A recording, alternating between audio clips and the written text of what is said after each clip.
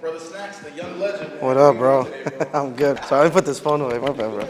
I'm good, man. Happy to be here. Happy to do anything with you guys. You know, appreciate y'all asking me to do.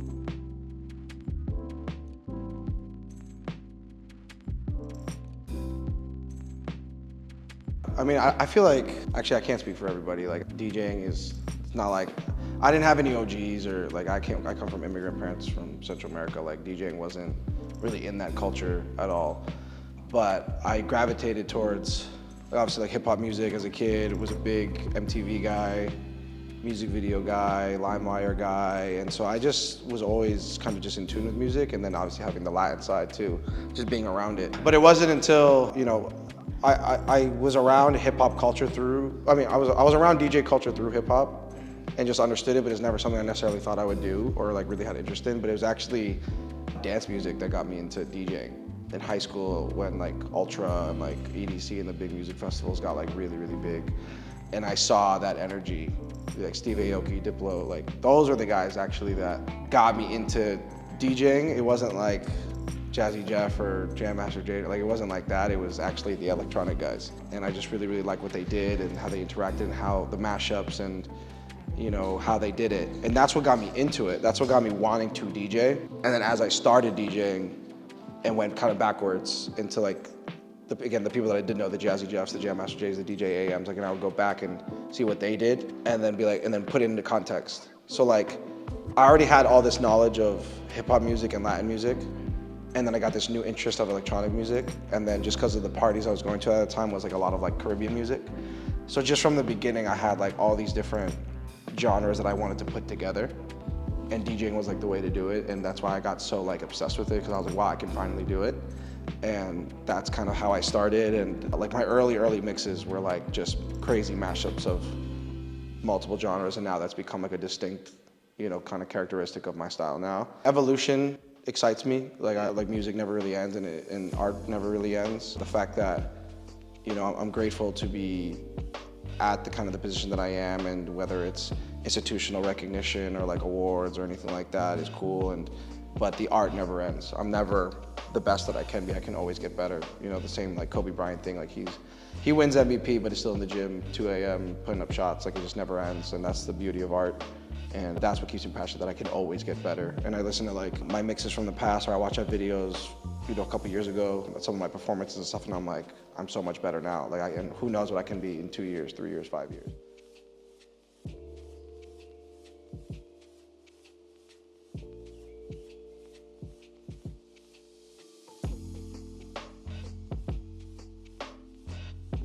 Yeah, I mean, so there's DJ influences and musical influences. Yeah. Like, you know, they're also problematic now, but like Kanye West is a huge musical influence, just the way he used older music to make newer music and to really flip, you know, the sample work. Like, trying to understand his production style and the music he was influenced by brought me into a whole new world of music, soul, funk, you know, R&B, disco. Again, just because my parents or my family, like, they weren't the type of people to like, be like, yo, listen to this, I got these records, like whatever. Like I had to find it kind of on my own. So that journey was like so exciting. Yeah. You know what I mean? Watching a movie for the first time, listening to a song for the first time.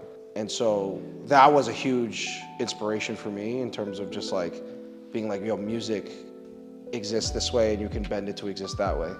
Diplo was a big musical influence too, just because he has so many production credits and really surprising ones, and through his other projects, like he's 1/3 of Major Lazer, founding member of Major Lazer. He's a white guy that founded this like big Caribbean, like world international dance group that like plays with a lot of genres, so I really appreciate that. And his fearlessness of mixing things up and pushing the boundaries is very inspiring to me. So unfortunately, he's very problematic now as well. So, but those are some of like my key early influences. And then DJ-wise, DJ AM. DJ Jazzy Jeff, I think, are like the two best DJs to ever live. So as far as just technical stuff and being fearless with DJing and mixing things up, like those are huge inspirations for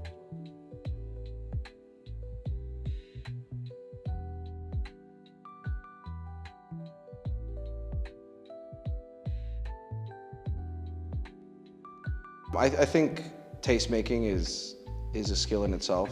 Yeah. You know, being a thought creator and taste creator. The kind of position of the DJ from the beginning has always been that type of leadership, right? Leadership of the trend, leadership of what's cool or what's acceptable or palpable for people to, to be able to understand or digest. And that's a skill, that's something that you can't really teach. And I think I do have it. Like, I think unpredictability is really big in DJing. And so so with that being said, like, how do you predict what everyone's gonna like? You have to already have that understanding. And so I think I do have that understanding. It's not to say that I know what all the best music is. In my opinion, matters the most. But I think if I'm consistently getting the approval of 500 people a week, and being able to like hold a crowd that way and everything, like that's a skill that I have. Understanding psychology and people's emotions, reactions, and everything like that. But it becomes difficult for me to be able to turn that off. It's just always on for me. So when I listen to new music, I'm constantly like, what are the people gonna like? Which are the tracks that the people are gonna like? And I try and understand it and see how it fits in my sets or or the music that I already like. And I think that extra thought and that extra time, being put into music and seeing how it fits in the bigger picture is something that I think I think about too much. I think it has kind of ruined me a little bit in the sense that I can't just like enjoy music as much anymore. Like, I'm constantly thinking about how it fits or how I can change it or how I can make it better or how I can make it, where I can use it. But if music is my paint, you know what I mean? Like, that's the only way. Like, I'm sure painters see colors in a certain way and they're like, how can I use that color? You know what I mean? So music and tracks are like my paint. So I'm constantly trying to figure out where I can use it for the next project or, how I can use it best.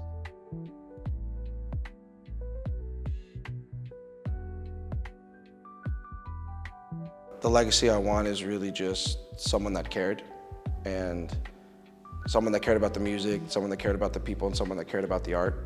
Those are really the things that matter the most to me. And I think this DJ thing and this DJ world is growing, which is great, but I think some people get in it for the wrong reasons or want to get in it for the wrong reasons. And I think when it is such a beautiful art form that is so important to American culture and beyond, as it's something that has taken almost 15 years of my life, and so I don't treat it lightly, you know what I mean? And it's very important to me. So my legacy is ultimately just someone who is continuously pushing it and encouraging other people to push it and to make it grow and evolve. And ultimately, I just want to be known as someone that cared and that was a good representation of what DJing is. I think fortunately, because I was constantly trying to understand and be proficient in so many different genres, that I was constantly like chasing and trying to learn and being a student, and whether it's following other DJs and listening to what they're doing, or like literally hitting up my friends that are of different backgrounds and different music tastes and being like, what are you listening to? Like what's fire in this genre? Like teach me. For 10 years I did that, and I think that kept me from being really, really lost or like not knowing what I'm doing. It's actually, as of most recent, probably in the last year, is like the most kind of in the question that I've ever been in my career. But just, I think because, I've done a lot and I've accomplished a lot, and so it's like, yeah, so what is the ceiling? Like, what is next? And which way do I want to go? And there's also some pressure of just like, I've kind of screwed myself in the sense that like, I know that people expect something out of me sometimes when I perform, and that I need to constantly deliver.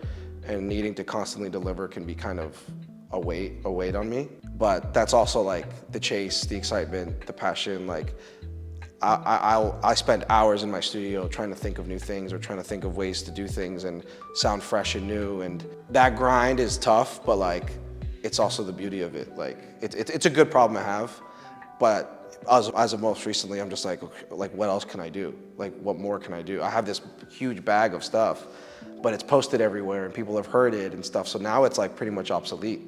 Like, people copy it now, which is cool. Yeah. Like people copy a lot of stuff that I do, but now I have to, I have 10 years worth of stuff that everyone has seen and heard. Now I got to come up with another 10 years worth of stuff. And that can be kind of like demanding and daunting sometimes. But again, it's a good problem to have. Yeah.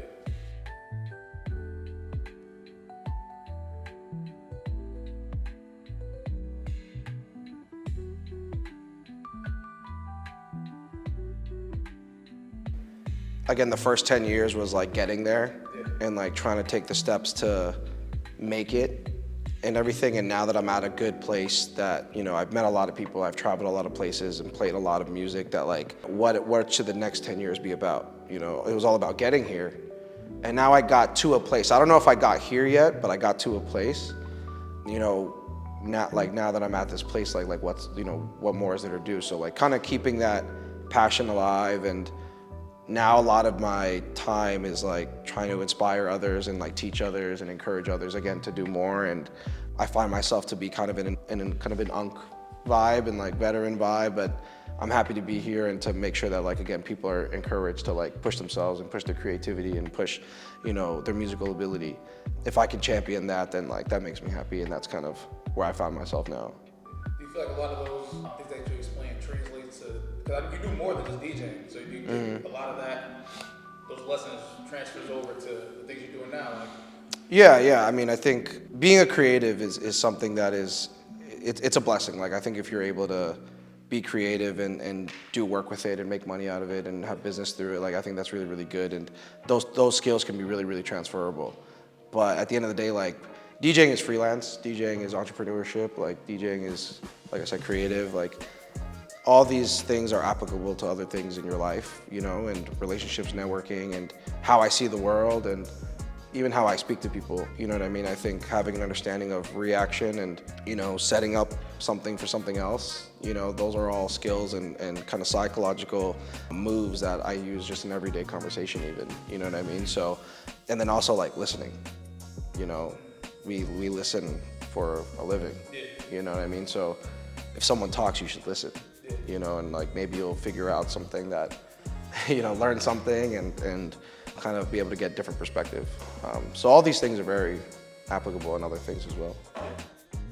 When it comes to like putting sets together, or like even like radio mixes and stuff like that, like sometimes I'm too focused on the end result, and sometimes like it's so corny, but like I'm so focused on the end result, like I need to make this perfect mix or like this perfect video or whatever the case is. But figuring out everything in between, like I'll revisit music, I'll revisit things that I did before, but now I have a new way of doing it because I'm older and more experienced. Like the journey really is like the best part about it. Like those hard times in the studio and like going through thousands of songs and being like, you know, rediscovering your interests and stuff. And even with like this set, you know, how I envisioned it like in the beginning is completely different than how it's gonna come out.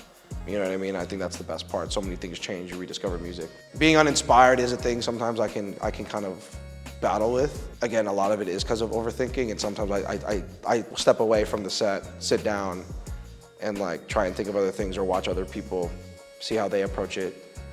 Or sometimes I would like listen to music that is completely different than what I'm focused on. And again, just trying to get a different angle and, you know, see how other people think. Thank you, man. You just know you inspire me as well, bro. Thank you. That means a lot, bro. I appreciate that. That means a lot to me. Thank you. Yeah, of course. But Appreciate you, bro. Boom. Sweet.